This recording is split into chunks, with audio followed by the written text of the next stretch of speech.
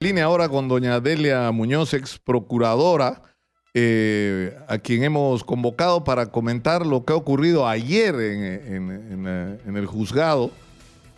¿Cómo es que se llama el doctor, el juez que ha resuelto esto? Jorge Chávez Tamariz. Chávez Tamariz, que ha dictado finalmente 18 meses de prisión preventiva para 14 árbitros, entre los que se encuentra Humberto Abanto, que ha sido o que es abogado de Jaime Yoshiyama y de otros acusados por los delitos de corrupción. Sí. Delia, muy buenos días. Muy buenos días, gusto de escucharlos. ¿Cuál es tu juicio, Delia, sobre esta decisión del juzgado del día de ayer? Mira, vamos a colocar por delante dos cosas. Entre los involucrados hay abogados de mi alma mater de estudio y algunas otras personas que conozco por la vida profesional. Claro. Sin embargo, ello no me aparta a mí de tener una posición pro libertatis.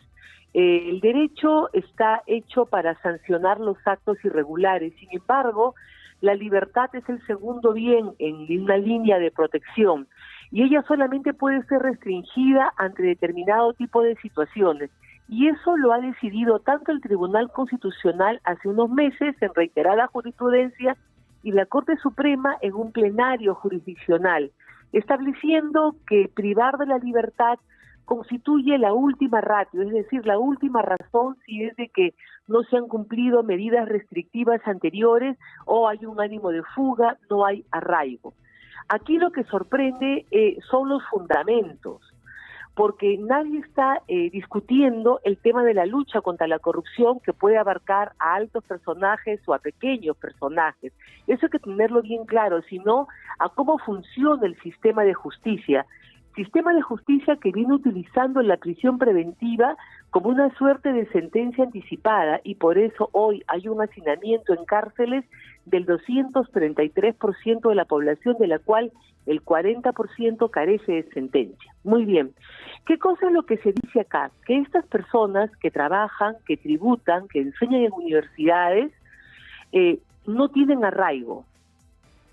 O sea, discúlpame, no tienes arraigo, tienes una oficina, un estudio, facturas, pagas, enseñas, no tienes arraigo. Entonces, los demás tampoco lo tendremos. Luego hay esta presunción de que se viaja, y eso también te coloca a ti en una posibilidad de llevar a un obstáculo, a una obstaculización del proceso.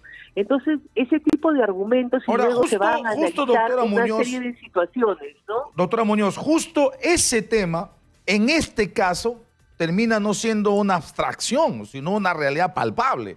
Porque justo en este grupo, el doctor Alejandro Álvarez, digamos, ha estado prácticamente, bueno, no con un pie, ha estado en viaje, viajó, se fue a Estados Unidos, bueno, no le aceptaron, le tuvieron que regresar. Es decir, si quisiéramos, no una prueba, no sé si una evidencia, pero por lo menos algo que llame la atención y que podría ocurrir esto que termina siendo, por supuesto, una hipótesis del Ministerio Público, o en todo caso, un razonamiento sobre el peligro y la posibilidad de fuga.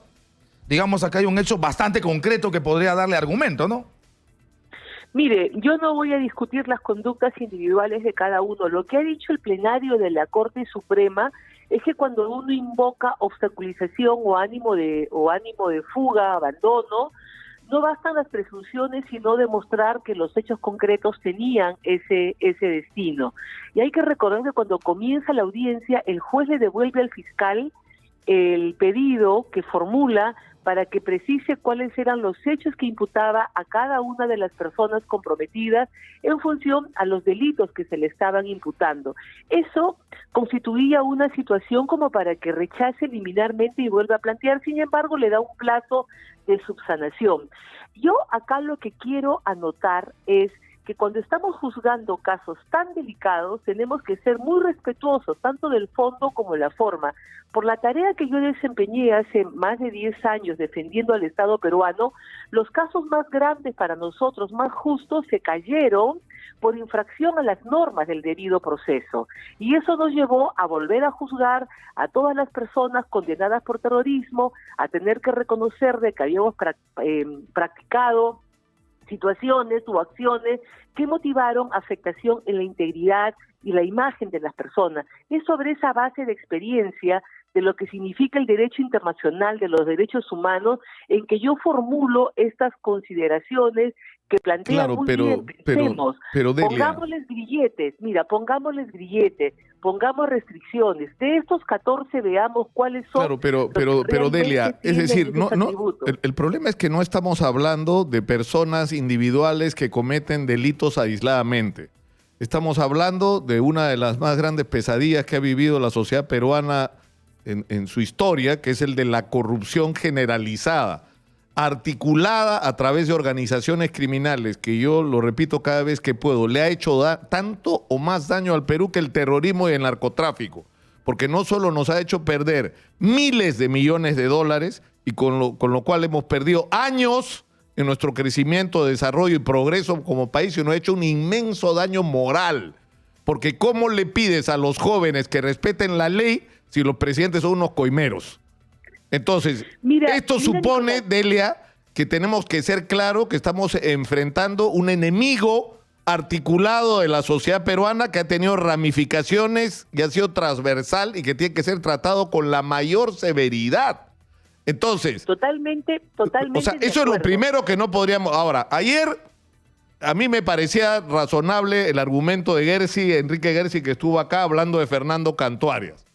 Él decía algo así como: una cosa es un abogado que está tratando de escaparse, o abogados que no fueron ayer a la audiencia, y otros que han ido a todas las audiencias. Es decir, que han mostrado la voluntad de someterse. Entonces dice, no puedes tratar por igual a quien tiene conducta tan distinta. Es decir, ha habido algunos ayer para quienes ha habido que ordenar su búsqueda y captura porque ya se mandaron mudar probablemente, ¿no?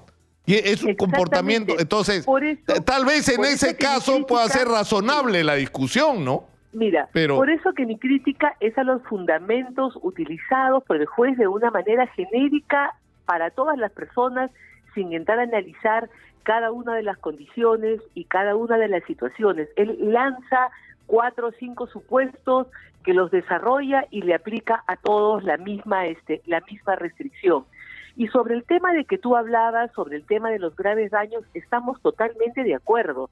Y por eso que yo hago referencia a lo que vivimos hace 20 años cuando consideramos que ante las graves situaciones y ante el gran daño recurrimos a procedimientos express y recurrimos a una serie de infracciones. Hoy tenemos que aprender que el sistema en una sociedad democrática te exige mucha dureza y te exige mucha investigación, pero eso no te debe de llevar a tener procesos que los dejas, como se dice, con la manzana podrida adentro, que luego se te pueden caer, ¿no?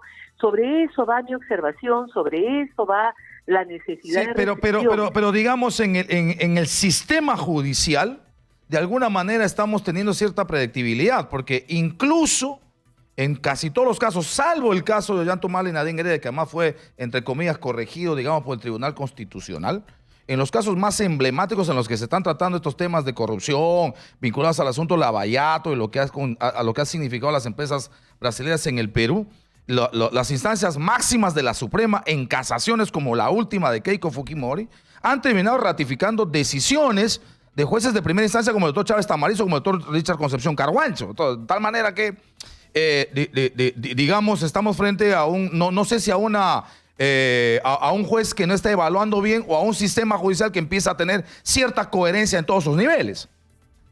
Mira, yo celebro de que el sistema judicial en algún momento llegue a tener coherencia, y eso lo tendremos cuando contemos con una justicia pronta, rápida y con criterios similares y que respete los precedentes establecidos por el propio sistema CATC o CAPJ, ¿no? Pero lo que tenemos que analizar es: la lucha contra la corrupción tiene que ser fuerte, obliga a cumplir estándares muy altos. Yo sé que la Fiscalía se desespera porque tiene que respetar todo un paquete de normas, pero es lo que hemos establecido. Tenemos un sistema garantista que así lo dice, que tú tienes que llevar a cabo ese tipo de juzgamientos. Yo hasta ahora, y lo he conversado con ustedes en varias oportunidades, yo estoy esperando las acusaciones en primer lugar y las condenas. Ayer se ha destapado el tema de los audios de Martín Belaúnde, que lleva 5 años ya retenido, no tiene acusación, no tiene condena. Y estamos viendo eso. Yo creo de que a la par que exigimos que se investigue, muy bien, que se lleve a prisión preventiva, con lo cual yo no estoy de acuerdo en todos los casos. También hay que exigir los resultados, porque si no, nos quedamos únicamente con el efecto y con la justicia mediática. Ahora, ¿qué opinión le merece rápidamente, Delia, el tema de la ponencia que se supone que ha entregado el presidente del Tribunal Constitucional, Ernesto Blume, en este caso como ponente, como informante del caso de Keiko Fujimori, en el que se supone recomienda la liberación de Keiko Fujimori?